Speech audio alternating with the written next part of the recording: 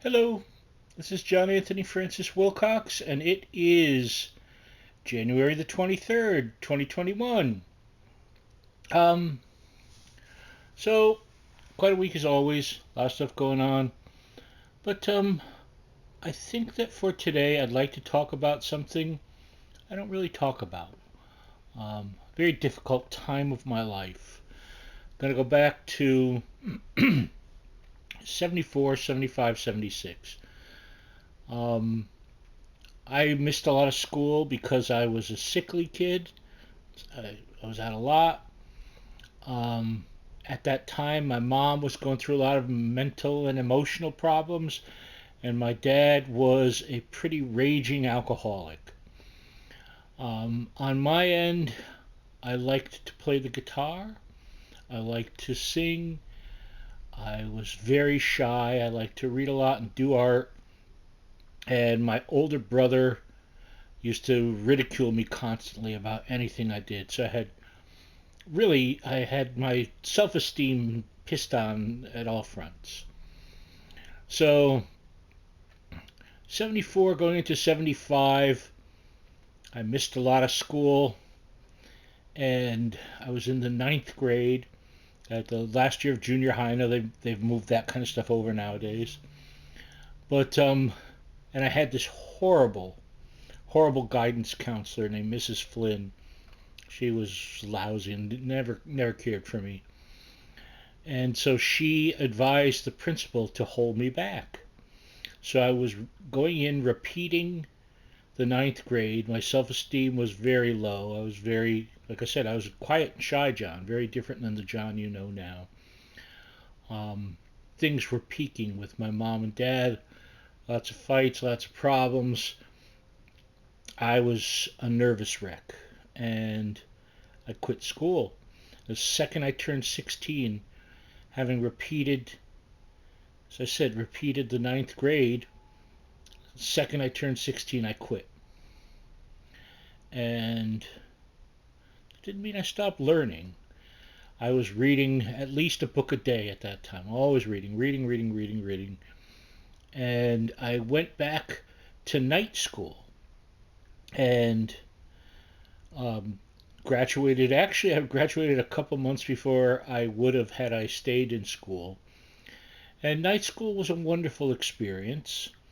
I had one little moment of pride. They were testing me in English, and they said that I went beyond their ability to test, which I was quite flattered by.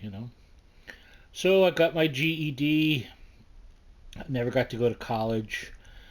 That's stuff that always bothered me for a lot of my life, and until I was able to sort of let it go. You have the life that you have. When I think about it, I got my GED in '78, and less than 5 years later, or almost exactly 5 years later, I was working as a professional cartoonist. So things worked out. I never had a lot of money, but I sort of got to achieve what I was hoping for. So that shy kid that always used to wear an unlined bronze colored windbreaker that I talked my parents into buying me from Sears. I never took it off during class. I was always wearing it. I don't know why. Maybe it was my security or something, or it just meant I could leave as quickly as possible. Because although I loved learning, particularly at the end, I never liked school. I was put in with a bunch of kids I didn't know, didn't really warm up to me. I was very shy. The teachers loved me, which doesn't make the kids love you, if you know what I'm saying. So that wasn't a great experience. But it's something that, I don't know, it really plagued me. Thankfully, in 1976, later that year, so a couple of months after I quit school, my dad straightened out his life.